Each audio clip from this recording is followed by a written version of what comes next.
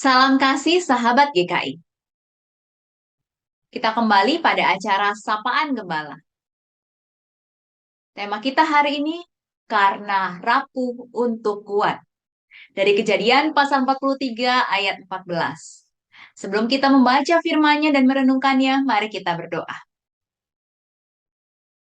Allah Bapa yang bertata di dalam kerajaan surga, pada saat ini kami akan kembali membaca akan firman Tuhan sebagai sapaan cinta kasih Tuhan bagi kami.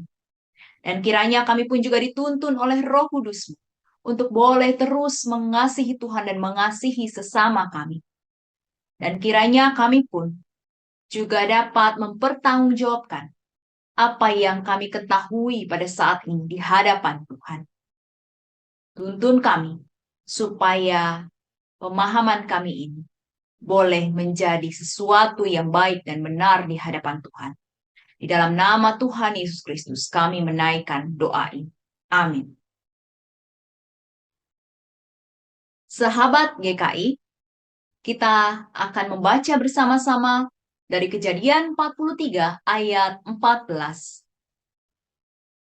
Allah yang Maha Kuasa kiranya membuat orang itu menaruh belas kasihan kepadamu, supaya ia membiarkan saudaramu yang lain itu beserta Benyamin kembali.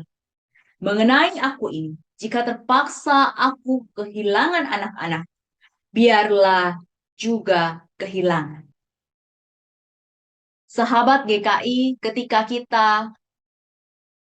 terlalu banyak melakukan berbagai macam aktivitas, terlalu banyak berpikir, sangat mungkin kita merasa lelah. Dan kita pun juga merasa ingin berhenti. Tetapi dapat saja di dalam hati kecil kita ada suara yang mengatakan untuk berjuang lagi. Dan secara logika, kita pun mungkin saja berpikir, masa cuma segini? Di dalam segala hal yang ada pada kita, semuanya tercampur.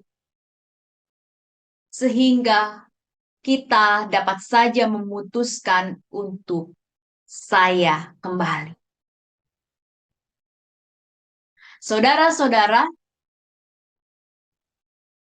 ini bisa sangat sering kita alami atau kadang-kadang kita alami.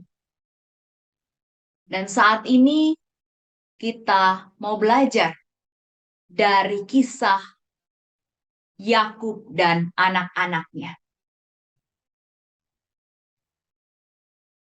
Yakub yang memiliki banyak anak tentu tidak mudah menentukan sikapnya terhadap satu persatu anaknya.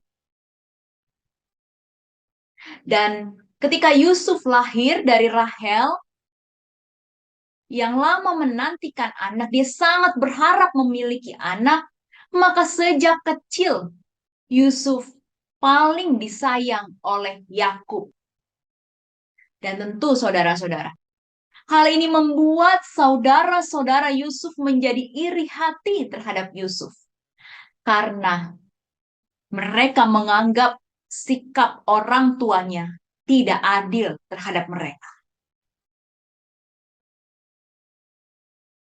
Dan rasa iri hati yang tak tertahan membuat saudara-saudara Yusuf bersikap keji terhadap Yusuf. Seperti setiap kita memiliki berbagai macam emosi di dalam perasaan kita. Dan ketika emosi-emosi itu tidak tertahan, maka kita dapat melakukan sesuatu untuk meluapkan emosi tersebut. Dan kita bisa melihat, saudara-saudara, ternyata iri hati merupakan bentuk kerapuhan dari saudara-saudara Yusuf. Dan di tengah situasi yang demikian, rekonsiliasi perlu terus diupayakan.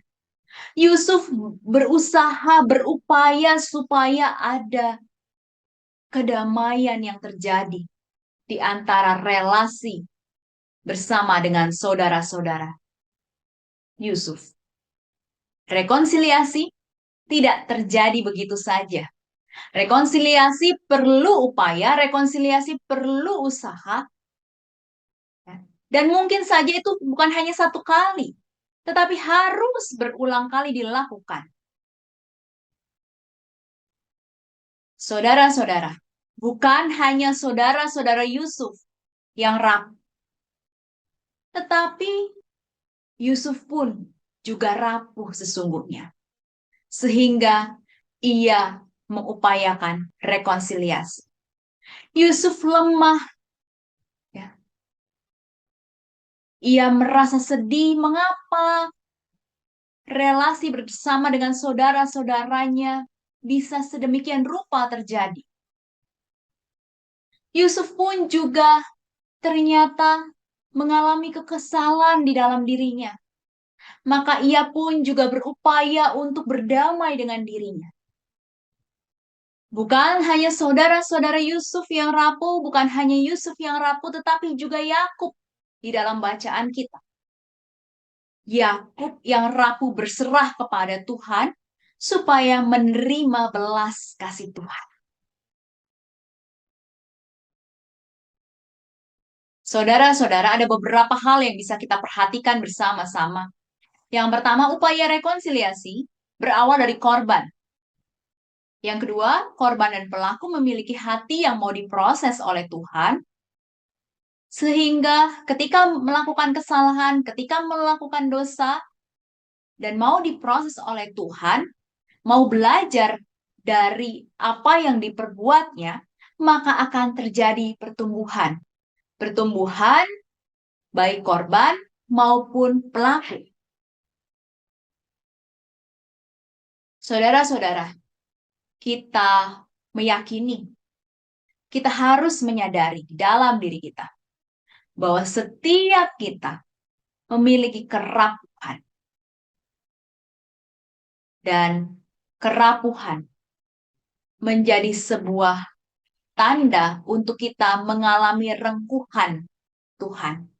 Dan menjadi sesuatu yang juga membuat kita menyadari hakikat manusia seutuhnya. Maka dari itu, kita boleh terus bersahabat dengan firman. Kita boleh terus lekat dengan firman-Nya. Karena firman menjadi tanda cinta kasih-Nya terhadap manusia. Cintanya menguatkan setiap yang rapuh. Menguatkan saya dan sahabat GKI. Amin. Mari kita kembali berdoa. Tuhan Allah, kami kembali diingatkan bahwa kami adalah manusia yang rapuh, bahwa kami adalah manusia yang memiliki berbagai macam keterbatasan dan kelemahan. Kiranya ketika kami mau terus bersahabat dengan firman, mau terus bersahabat dengan Sang Pencipta kami boleh terus lekat denganmu Tuhan.